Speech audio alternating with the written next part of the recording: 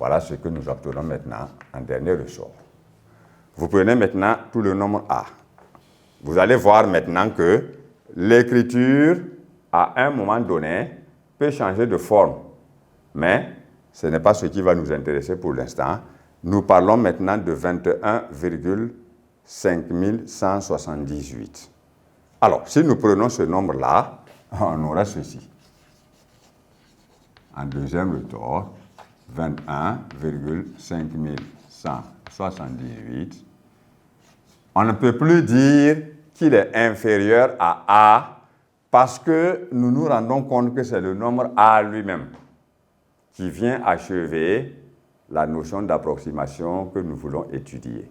Dans ce cas, on ajoute simplement ce symbole pour dire inférieur ou égal au nombre A, parce que tout nombre est égal à lui-même. Et nous disons maintenant A, qui est maintenant inférieur, on ne peut plus mettre ou égal, parce que le nombre décimal suivant que nous allons trouver là est nettement plus grand que le nombre décimal qu'on a choisi au départ pour faire des approximations. Alors, on a 21,5178 plus maintenant 0,0001. Voilà. Alors, nous voyons que en additionnant les deux nombres décimaux que nous avons, on obtiendra ici que le nombre A, qui est inférieur ou égal à lui-même, est absolument inférieur à 21,5179. Ces résultats nous permettent de découvrir d'autres termes de définition d'approximation décimale. Parce que ici, nous avons donné des approximations décimales tout court, sans aucune précision, sauf que nous remarquons les différents ordres. Mais alors, dans ces différents ordres d'approximation décimale, il faut faire la part des choses et pouvoir poser clairement la question à un élève afin qu'il puisse répondre. Alors, ici, nous avons une approximation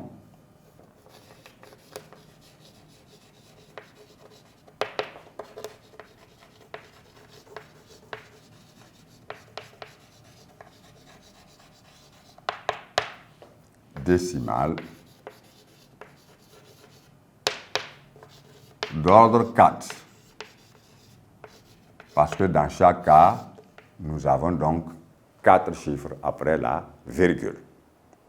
Cela va nous permettre de découvrir un cas particulier en ce qui concerne la précision de l'approximation décimale que l'on veut pour un nombre choisi. Nous avons dit dans le premier cas qu'on a obtenu une approximation décimale d'ordre 1. Alors, dans cette approximation décimale d'ordre 1, nous avons deux approximations décimales du nombre A. Ici, nous avons un nombre qui ne vaut pas le nombre A, c'est-à-dire 21,5. Nous disons que 21,5 est une approximation décimale d'ordre 1 par défaut de A parce qu'il ne vaut pas A.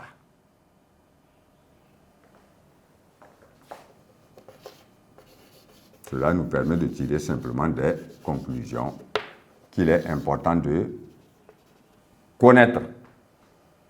Lorsque nous disons donc ici dans ce premier cas d'approximation que nous lisons à partir de l'encadrement du nombre A, 21,51 inférieur à A, inférieur à, pardon, c'est 5, voilà, pardon, 5 d'abord, 6. Lorsque nous écrivons ceci, chacun des nombres décimaux qui encadrent A a un nom. Et il faut bien respecter son nom. Voilà pourquoi les questions doivent être précises. On dit ici que 21,5 est une approximation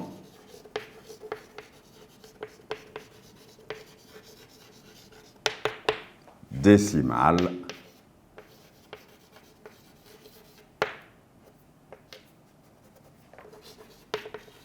d'ordre 1, parce qu'on a un seul chiffre après la virgule, mais par défaut de A, parce que c'est un nombre qui ne vaut pas A.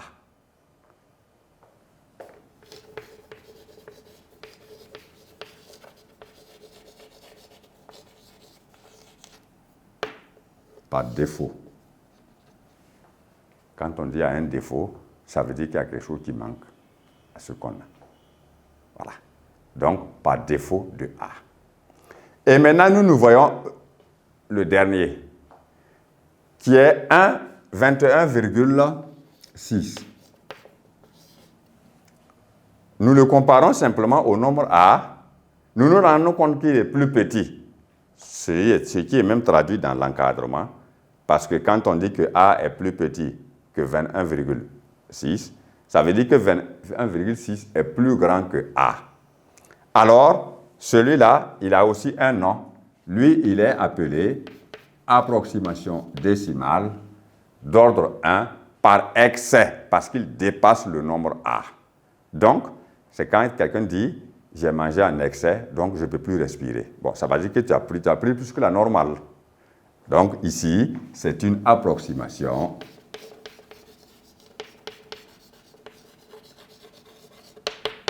décimale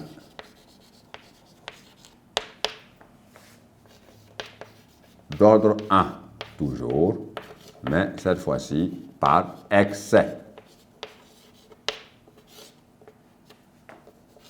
du nombre A que nous avons choisi.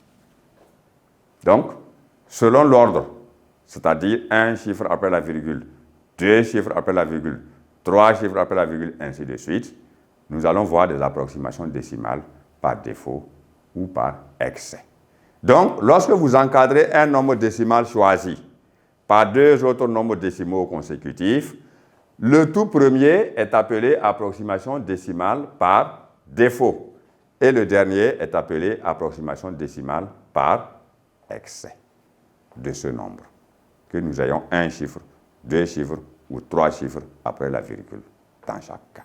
Donc, il est inutile de répéter dans les autres cas parce que tout simplement, on peut le souligner en passant pour dire que dans cette deuxième situation d'encadrement, 21,51 qui ne vaut toujours pas A est une approximation par défaut de A d'ordre 2. Et 21,52 qui dépasse A est une approximation décimale par excès de A d'ordre 2. De même, on a 21,517 qui ne vaut toujours pas A, donc une approximation par défaut d'ordre 3. Et 518 qui dépasse bien entendu A est une approximation décimale d'ordre A par excès. D'ordre 3 par excès de A. Et ainsi de suite. Donc ici, quand vous regardez bien entendu, on ne peut plus parler d'approximation décimale d'ordre 4 par défaut, parce que c'est le nombre A lui-même qui est là. Dans ce cas-là, si on parle d'approximation décimale d'ordre 4, on ne peut parler que d'approximation décimale d'ordre 4 par excès. Voilà pourquoi les questions seront précises et concises afin que vous soyez orientés dans cette question d'ordre et pouvoir déterminer des approximations décimales. Donc, il y a des nombres décimaux dont on ne peut pas demander, par exemple, une approximation par défaut. Par exemple, si je dis 30,5, je ne peux pas demander à un élève de donner une approximation décimale d'ordre 1 par défaut, puisque le nombre même porte un seul chiffre après la virgule. Mais je peux lui demander de trouver une approximation décimale d'ordre 1 par excès. Donc, il y a des questions qui sont possibles et qui ont un sens, mais il y a des questions insensées. Donc, tout le monde évite aussi de vous les poser et ne vous y attendez pas. Alors, maintenant, nous avons travaillé avec deux symboles. Inférieur à, supérieur à. Et ici, dans notre exemple, nous voyons un autre symbole parce qu'on a dit inférieur ou égal à. On pourrait avoir demain aussi supérieur ou égal à. Pour l'instant, Ça ne relève pas de ce que vous devez découvrir, mais il faut savoir que si on a un nombre qui est inférieur à un autre, cela veut dire que ce nombre lui-même, au moins, il est égal à lui-même. Parce que chacun d'entre vous, élève assis, est égal à lui-même. Ton âge est égal à ton âge. Voilà pourquoi cette nouvelle notation arrive pour dire ou égal. Parce que ici, si nous ne disons pas ou égal, l'écriture serait fausse. Parce qu'il ne faut pas nous dire que 3 est plus petit que 3. Non, 3 est plus petit ou égal à 3. C'est cette notation mathématique qui est autorisée. Par contre, ici, nous ne mettons pas ou égal, puisque le nombre A ne vaut pas celui-là. Donc, il est absolument plus petit. Et dans les classes futures, vous allez faire la distinction dans l'appellation simplement. Ici, en disant inférieur ou égal. Dans ce cas, en disant strictement inférieur. De même, vous pouvez avoir supérieur ou égal et strictement supérieur, comme nous l'avons utilisé dans le premier cas. Alors, cette grande partie 2 connaît donc son achèvement et nous allons poursuivre maintenant avec une nouvelle partie en grand 3 où nous allons découvrir ce qu'on appelle un ordre de grandeur d'un résultat.